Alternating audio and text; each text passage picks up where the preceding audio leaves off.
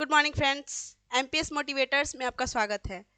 आज हम छोटा सा टॉपिक लेकर आए हैं, अपसारी चिंतन और अभिसारी चिंतन। अपसारी चिंतन को डाइवर्जेंट थिंकिंग बोलते हैं और अभिसारी चिंतन को कन्वर्जेंट थिंकिंग बोलते हैं। अभिसारी चिंतन होता क्या है? ऐसा कोई भी समस्या जिसपे प्रत्येक लोग अपना अलग अलग मत देते हैं, जैसे कोई भी समस्या है उसके समाधान के लिए अलग अलग तरीका को अपनाते हैं, उसको बोलते हैं अपसारी चिंतन।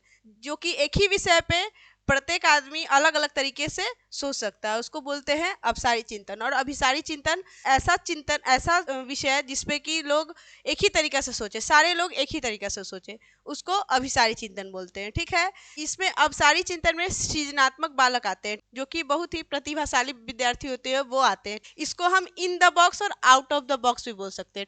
इसको अभिसारी चिंतन को आउट ऑफ द बॉक्स बोलेंगे, आउट ऑफ द बॉक्स, और अभिसारी चिंतन को in the box, in the box. अपसारी चिंतन को आउट ऑफ द बॉक्स और अभिसारी चिंतन को इन द बॉक्स।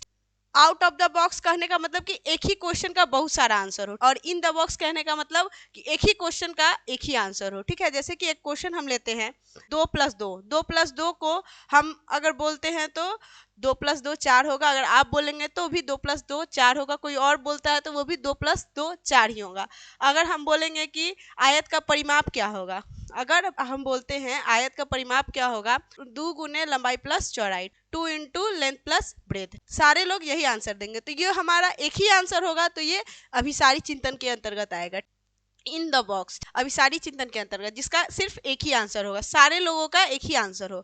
अगर हम बोलते हैं कि पर्यावरण के बारे में या फिर प्रदूषण के बारे में अपना टिप्पणी दें या फिर प्रदूषण के बारे में बताएं, तो सारा लोग अपने अपने तरीका से बताएंगे, सारे लोग अपने अपने तरीका से बताएंगे, सब लोग अलग अलग तरीका से अपना मत रखेंगे, अपने इच्छा अनुसार जो उनको बोलना होगा वो बोलेंगे। तो मतलब इसको हम तरह तरह से बोल सकते हैं, बताने के लिए हम तरह तरह की विधियां अपना सकते हैं। तो ये हो गया अपसारी चिंतन आउट ऑफ द बॉक्स। ठीक है, जिसका आंसर की बहुत होगा। एक क्वेश्चन लेते हैं,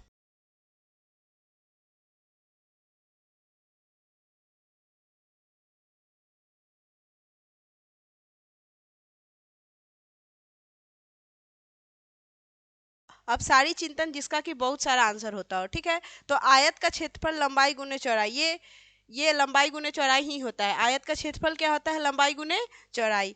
2 और 3 का गुणनफल 6 होता है। ये तो कंफर्म है कि 2 और 3 को गुना करेंगे तो 6 आएगा। ठीक है, त्रिभुज के तीनों कोणों का माप 180 डिग्री होता है। ठीक है, ये भी हम जानते हैं कि तीनों कोणों का माप, त्रिभुज के तीनों कोणों का माप 180 डिग्री होता है। तो ये सब एक ही आंसर है, देने वाला क्वेश्चन है। जैसे कि इसका अगर कोई भी व्यक्ति अगर आंसर देगा तो यही जो ये लंबाई गुने चौड़ाई ही होगा, 2 और 3 का गुणनफल 6 होगा, त्रिभुज के तीनों कोणों का माप 180 डिग्री होगा। लेकिन अगर जल संरक्षण पर टिप्पणी देने के लिए कहेंगे तो सारा विद्यार्थी जो है वो अलग अलग तरीके से देगा, वो अपने अपने भाषा में देगा। तो इसका आंसर जो होगा बहुत तरीके से हम दे सकते हैं। तो हमारा आंसर क्या हो जाएगा? जल संरक्षण पर टिप्पणी दे। इनमें से कौन अपसारी चिंतन के अंतर्गत आता है? तो जल संरक्षण पे टिप्पणी दे, यही अपसारी चिंतन के अंतर्गत आएगा, क्योंकि इसी का आंसर जो है वो तरह तरह से होगा, जो कि सीटेट में कंफर्म होगा 1 मार्क, और इससे एक क्वेश्चन तो पूछता ही है। आज के लिए इतना ही। आप हमारे चैनल को लाइक, सब्सक्राइब, शेयर करें। धन्यवाद।